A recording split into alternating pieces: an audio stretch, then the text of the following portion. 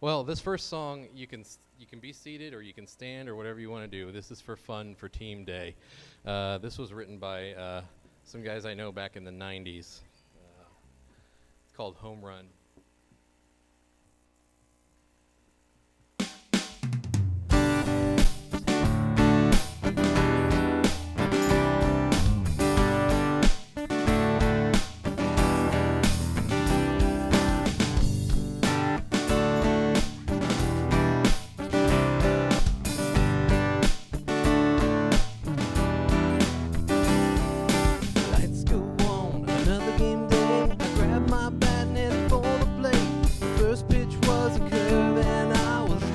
Strike one. Stepped out of the box and looked the picture in the eye. You could read his lips, hey, punk your mind. So gave him a wink and said, let's see what you can do. Strike two. Gotta keep my eye on the ball.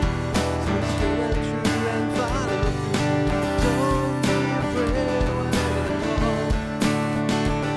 Because we're never alone. Coaches there to cheer us on. As the wind up. Here comes that ball. Gotta pray and swing.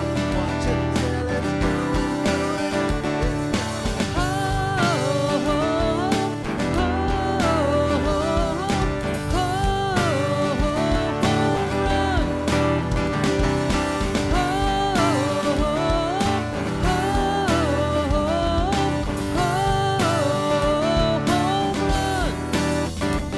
You know, life can be like a baseball game. We're on the same team, but we're not all the same. That's why we've got to learn to play together. Didn't join this team to sit on the bench. I'm going deep, I'm swinging for the fence. I got some friends on base, I gotta get home. Eye on the ball, stay straight and true and follow through.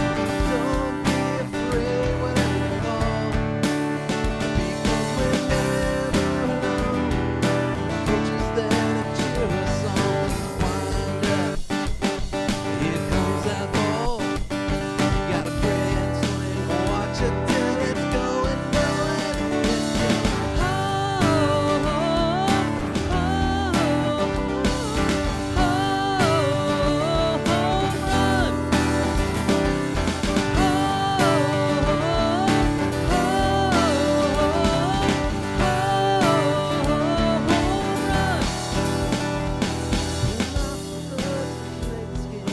Stand over this place.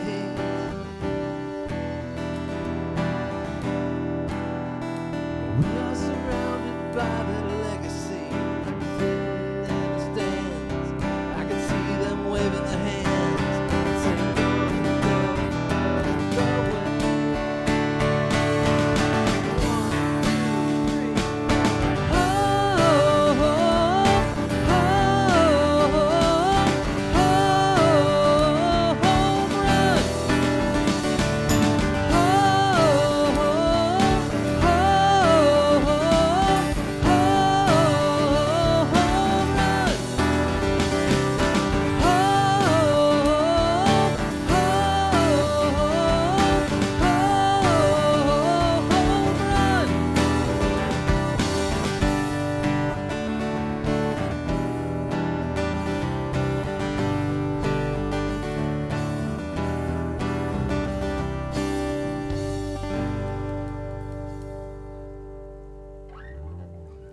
Now you are welcome to stand with us and sing songs that you may know. There's got to be more than going back and forth, from doing right to doing wrong. We were taught that's who we are. Come on, get in line right behind me. You along with everybody, thinking there's worth in what you do. Then like a hero who takes the stage when we're on the edge of our seat, saying it's too late. Let me introduce you to Amazing Grace. No matter the bumps, no matter the bruises, no matter the scars, still the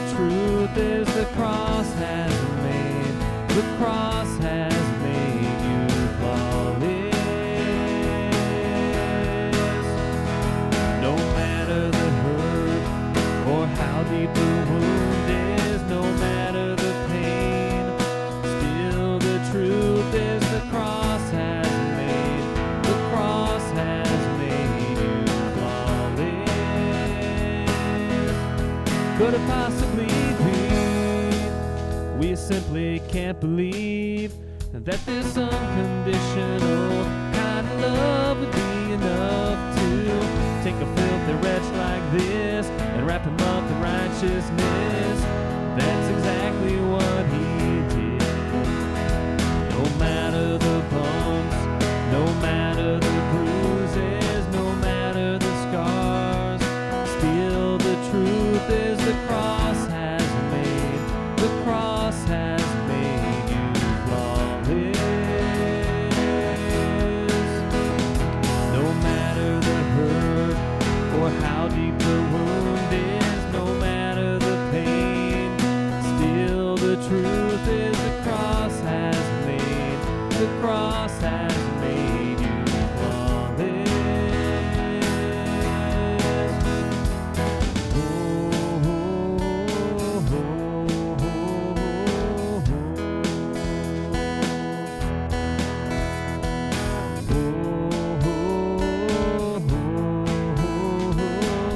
Take a breath, smile, and say right here, right now, I'm okay because the cross was enough. Then like a hero who takes the stage when we're on the edge of our seat saying it's too late, let me introduce you to grace, grace, God's grace. No matter the bumps, no matter the bruises, no matter the scars, still the truth is the cross has made, the cross has made you flawless.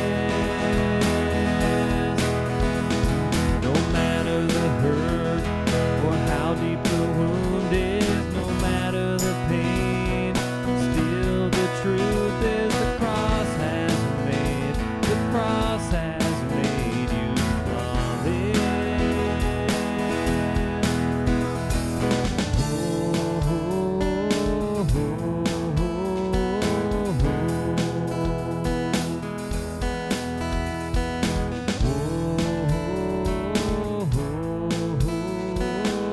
Take a breath, smile, and say right here, right now, I'm okay because the cross was enough.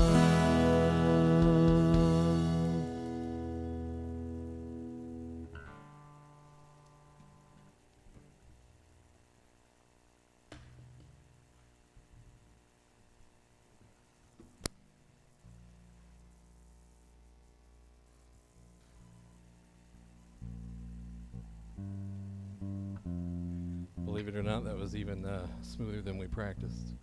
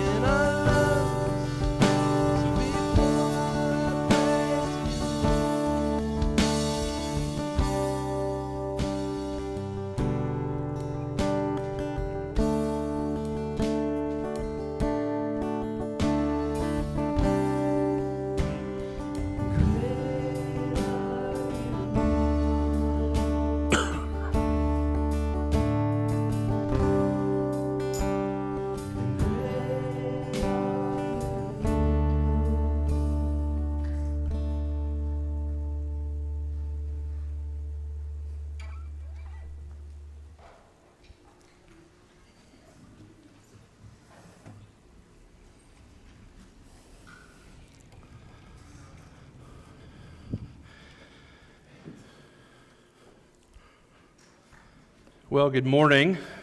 It's good to be with you this morning. Thank you guys for that song, Home Run. That was a blast from the past, early days in student ministries. I remember that song very well, and just fits in really well with our team day today. So it's good to see you, and I want to kind of just jump straight in this morning. First of all, thank Adam for speaking last week, and we're going to take a little bit of a break from our My Story series, and today with Team Day. And have you ever met anyone famous? Think about that for a moment. Have you ever met anyone famous? A couple years ago, our son Jeff met Ben Carson. He came to Olivet. He was a presidential candidate and shared his story with the students at Olivet and Chapel. And then also, have you ever heard of a guy named Peyton Manning? He was in his rookie year, and our family met him in a situation where there was a private signing, and I had a chance to bring our family to greet the rookie quarterback for the Indianapolis Colts. Now, I don't know if you know very much about Peyton, but he is a quarterback, and he did pretty well with the Colts. He was there for several years and led them to a championship, a Super Bowl in 2006. And then after most of his career, he then was in a situation where things were going to change. So on March the 7th, 2012, it was an interesting day in the city of Indianapolis. On that day, it looked like Peyton Manning was going to be traded, which devastated those who were the fans of the Colts. And on that same day, 12 NFL teams became candidates for where he might land. The sports writers were going crazy trying to figure out which team will he go to, this future Hall of Fame quarterback. And so everyone had a theory, everyone had an opinion, an idea on what was going to happen. And we were hearing all about it. So there were several teams, but some of the teams that kind of stuck up the most was the Miami Dolphins. They were a possibility because he has a summer home in Miami, and he had visited there in recent days, so he must be talking with the Dolphins. And then there was the Tennessee Titans. So he went to college in Tennessee. Surely he'd love to come back to volunteer country and be the quarterback. And then there was also the Arizona Cardinals, and I think it was just because it was warm weather, all right? So that was one of the contenders. And then you had the Denver Broncos. And if you know the story, that's where he ended up. But John Elway, the Hall of Fame two-time Super Bowl champion, was now the general manager, and he's going to bring Peyton Manning in, and they're going to take them to dynasty years into the future. So it's interesting when you think about teams, like the list of like, where will Peyton go? The question was going on for 13 days. That's all that was on the news, which is probably more exciting than today's news. So Team Day, I want us to think about the idea that we're all on different teams, and at the same time, to think about this situation, which team would he go to? And I got to a point where all I was thinking is, Peyton Manning, pick a team. Pick a team. I'm tired of hearing about it. I just want to see where you're going to go. What's going to happen? And so, now I'm a Colts fan. Even though Manning was no longer with the Colts, I still followed the Colts. I was a part of following that team.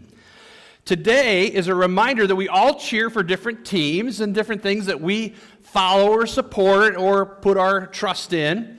And in thinking about that and the team loyalty that really does matter because we're fans, I want us to think about the idea, thank you for those who wore something today or had something to wear, the idea that like today, Renee and I are wearing Detroit Tigers. And in recent days, it's because we're from Michigan, so we're Tiger fans. Can't name 5 of them, but I'm still a fan because I remember the days that I did follow them. Recently, they played the White Sox 4 games last week. They lost all 4 games to the White Sox. But you know what? I'm still a Tiger fan. It doesn't matter if they win or lose. You get used to that with some of your teams, right? So God's team is calling us all to be a part and to show the same kind of loyalty to his team that we do for these teams. And so as God calls us to be a part of his team, this is a team right here. PaxNaz is a team, and we work together as a team. And so we're going to look today as a team at the story of Moses. Now, we saw the video of how Moses began. We're going to look a little bit at the background. And then we all kind of know what he does when he frees the Israelites. We're going to take the section of his story that's in between to see a little bit how that relates to teams today. So first of all, the background. Before we go to the story of what was happening with Moses, we need to look back at how Joseph, as in the coat of many colors Joseph, was basically the person who told Pharaoh, interpreted his dream so that they would realize that they were going to have 7 years of famine, so they actually could prepare for that. And so that Pharaoh was so thankful for what Joseph did that he invited all of his family to come and live in the land and to live together in harmony. Well, many, many, many years have passed, and now leadership is not necessarily feeling like they owe that responsibility any longer to Joseph and his descendants. So the Pharaoh is looking around and seeing that these Israelites are starting to outnumber the Egyptians, and because of that, they struggle with the idea of, what do we do if they began to rise up? So they made a great decision. They decided to make them slaves. Like, if that's not going to cause people to rise up, I don't know what would. But they made them slaves to the Egyptians. So in this setting, we see how basically their baby boys are being born and baby girls, and they said the numbers are getting stronger and stronger, and at some point they're going to outnumber us and take us over. So the Pharaoh decides to kill the baby boys. The baby girls could live, but the boys, we can't have it. They're going to become soldiers.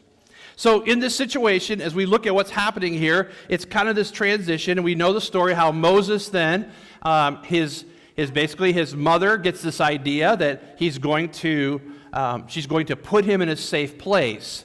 I've thought a couple of times a little bit about this setting, and it brought up a couple of questions to my mind. First of all, when she decides to get this basket and put it in the grass, in the water, in the river, and have her daughter watch all day long to make sure that Moses is okay, how did she come up with that plan? Did she say to herself, this is a good, out-of-the-way, safe place? If he cries, nobody's going to tell what's going on? Did Moses' mother at one point look and say, you know what? There's a lot of people that are coming, and maybe if somebody finds him, they'll take him and protect him. Whatever it was, God had a plan for Moses. And she didn't know the outcome, and she didn't know the direction of how God was going to work. But she did what she was called to do. So we see the situation, and we see how the Pharaoh's daughter then finds the baby and then decides that she wants to keep the baby. So Miriam, the sister of Moses, is pretty quick acting in the fact that she goes to her and says, as we saw the story before, how I know someone who will take care of this baby for you. And it not only was a good move, Moses' mother was paid by the palace to care for her own son. Sometimes God works in ways we don't even understand. But in that situation, it was like, wow, he's safe. Hey, this is the Pharaoh's daughter, or son, the Pharaoh's daughter, this is their baby. So if you hear a cry, just keep moving along. The protection that he had because of the palace. And so we see now where Moses is all grown up at age 40. And so it's exciting to hear the story at the beginning and the story at the end, but it's a story in the middle where we have to take a look at today. So our text is in Exodus chapter 2, it's 11 through 25. And what I want to do is I want to kind of discover the text in 3 different portions. So it's a little bit less for us to look at it one big chomp, one big bite, and to see it and work our way through it. So if you have your Bibles and you want to look at Exodus 2, first verses we're going to look at is 11 through 14. And this is what it says. One day, after Moses had grown up, he went out to where his own people were and watched them at their labor and hard work. He saw an Egyptian beating a Hebrew, one of his own people. Looking this way and that, and seeing no one, he killed the Egyptian and hid him in the sand. The next day, he went out and saw 2 Hebrews fighting. He asked the one in the wrong, "Why are you hitting your fellow Hebrew?" The man said, "Who made you ruler over, judge over us?" Are you thinking of killing me as you killed the Egyptian? Then Moses was afraid and thought, what I have done has become known. And so the first thing that we're going to look at as we discover this text is the idea that we visit the story of where we're familiar with and this transition of why Moses leaves, all right?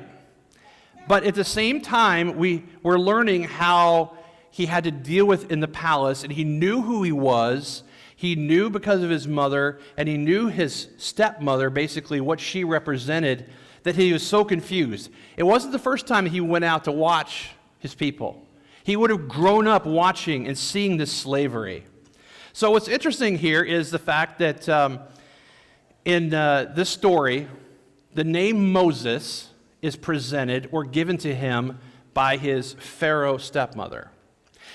The word or name Moses, which is interesting, means I drew him out of the water. So Moses is a great short version of that. I drew him out of the water.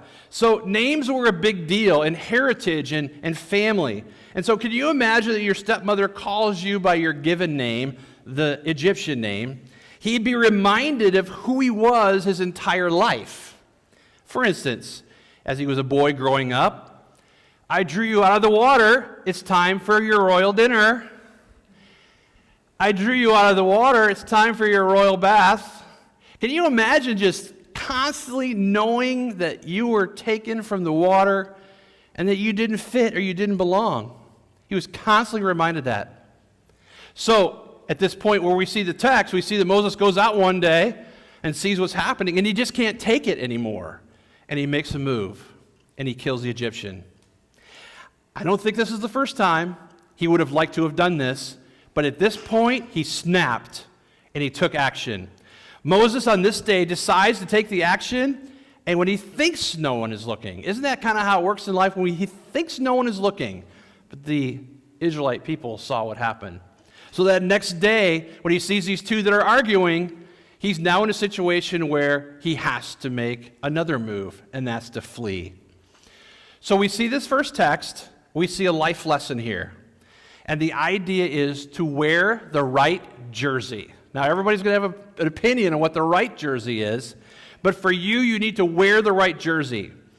Moses was wearing clothes of the Egyptian royalty when he did these things. He was carrying a sword from the palace. Those who saw Moses couldn't figure out which team he was on. Is he with the Egyptians? Is he with the Israelites? So what about us? Can people tell in our lives who we're for and who we're against and who we're rooting for? Are we a part of God's team or are we against God?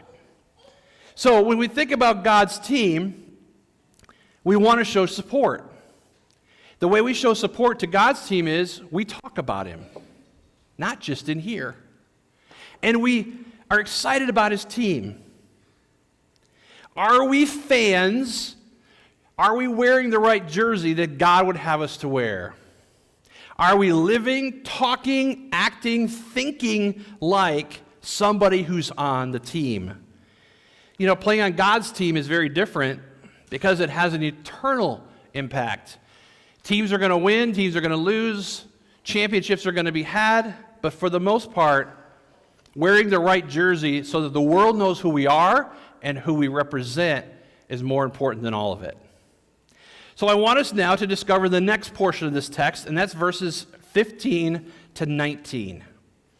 As we continue on, we see, when Pharaoh heard of this, he tried to kill Moses, but Moses fled from Pharaoh and went into the land of Midian, where he sat down by a well. Now a priest of Midian had 7 daughters, and they came to the water to fill the troughs of water for their father's flock. Some shepherds came along and drove them away, but Moses got up and came to their rescue and helped them water their flock. When the girls returned to Reuel, their father, he asked them, "Why have you returned so early today?" They answered, "An Egyptian rescued us from these shepherds. He even drew water and helped us water our flocks." At this point, we see in this situation where Moses is moving in to help someone.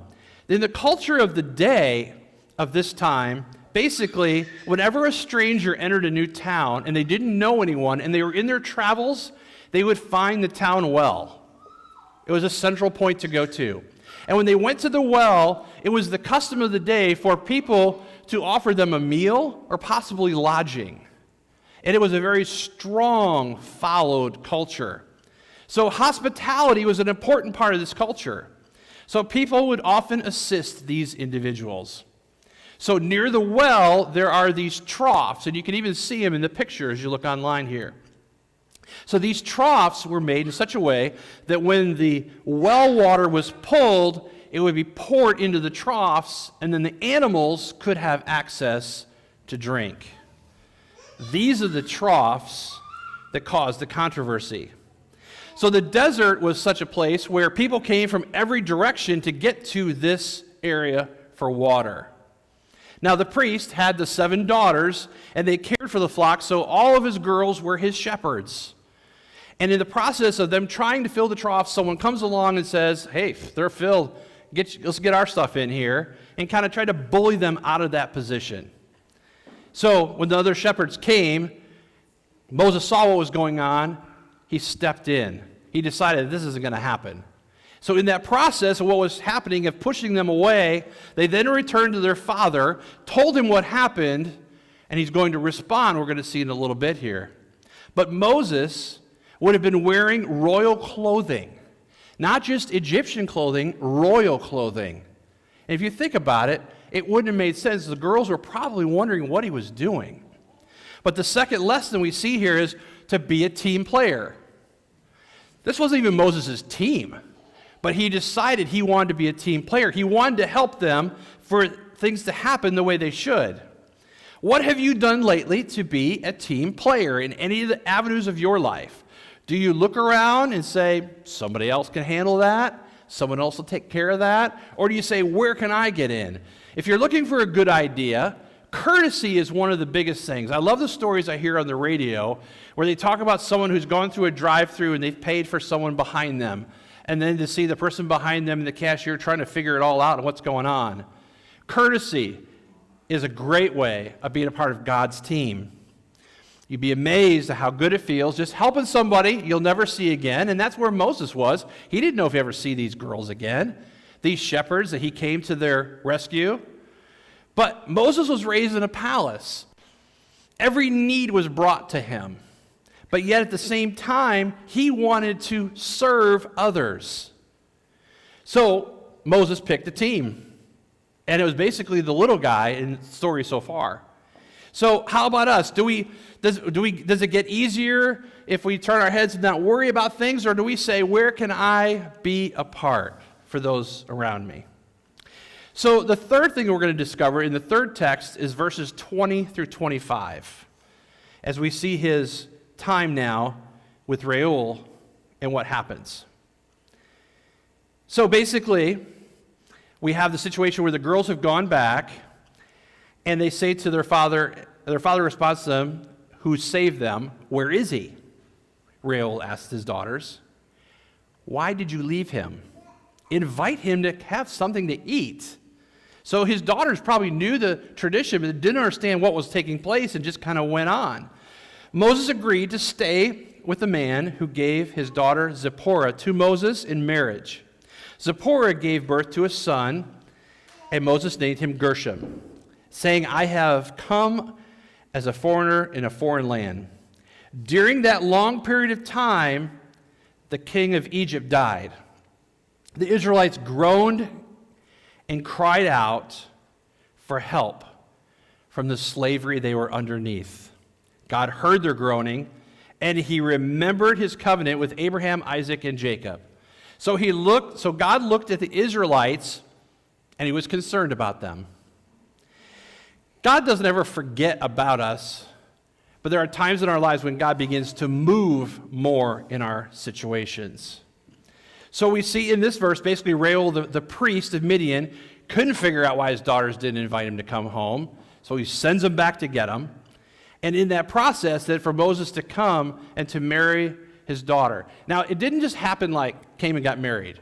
There was about a 10-year period that he worked for Reuel. He got to know the family, and he became then a part of the family. It's always interesting, too, when you think about the idea of his name Moses, the one I drew out of the water, that he would name his son Gershom, which means desolate stranger. Desolate stranger, it's time to go in. I just don't grasp sometimes how they put so much meaning behind the names. So Moses now has been there for about 10 years. He's got a family started. He stays for another 30 years in this situation, for a total of 40, making him 80 years old at this point in his life. These were preparation years for Moses to be ready to lead a nation. He had to learn the things in the desert that he needed to know because he knew the things in the palace. Verse 24 says, God heard their groaning and he remembered his covenant with Abraham. So in that 40 years of groaning and asking God to free them, God was working. So life lesson number 3, we see, be ready to get in the game. I use Ernie Banks because I've heard the story about how he loved baseball so much that when he played a game, he would have this saying and say, let's play 2. He always wanted a doubleheader. He was totally into playing the game. So God calls us to be ready to get in the game. Most athletes do not prepare to sit on the bench or to hope they might get in. From the time they're in Little League till they're a professional athlete, they play and prepare to be in the game. Sometimes in sports, one team is supposed to win, but the other team seems to turn things around and sometimes pull the upset. Players continue in such a way, and outcomes change. God called Moses, and he's calling us to be ready to get in the game. I have a final story I want to share with you, kind of a little bit about my background and a conversation I had that I feel like really helps us to grasp a little bit the idea of getting in the game. So I've shared before that I have a blessed heritage in the Church of the Nazarene, and I'm a 4th generation. We spent time with our grandson last night, who's 6th generation, and just how God has blessed us. And during my lifetime, I've had it modeled for me through my parents and my grandparents. I watched them serve in the church and do things, and I thought someday I'll probably be doing some of those things too. So I want to share a story about something I shared in a funeral setting for my grandmother, Ruth Gerstenberger. I had shared in that funeral a story how about 10 years previously, how Grandma Ruthie had been struggling and frustrated, and her health had gone downhill. And in this process, I tried to help her by giving her some encouraging words. And I said, maybe you need to find something at the church and you could help serve. And she said, I played the organ for years. I led children's church for 40 years. I did this and I did that. I've kind of done what I can do. And I said, I know your health has gone down. I know you're struggling, but no grandmother of mine is just going to sit around and wait for heaven. So she decided to get involved again. And she began to teach a ladies' Bible study in her home for as many years as she could until her health got to where she couldn't be in her own home. We were created to serve. We're created to be a part of something bigger in relationships, to be a part of a team. And it's because of that we can sometimes feel like empty in our lives when there's really a team waiting for us. I'm asking you to consider today, how might you serve? We need everyone's help to carry the load, both here and in the community and wherever we might be. We all have gifts, and what's really interesting in how God works is some of our gifts we recognize, and other ones He hasn't even showed us yet. Knowing these things, I'm asking you to look deeper into what God has for you in your days. I want us to close in a word of prayer. Father, thank you for the opportunities you give us to serve, the fulfillment you give us when we serve, and the opportunities to be in your kingdom. I thank you for this congregation today and for those that are watching online. Whether we are in a grocery store, places that it's more difficult sometimes to serve in traffic, whatever it might be, wherever we are, help us to be a part of your team. And we'll give you praise for these things. Amen.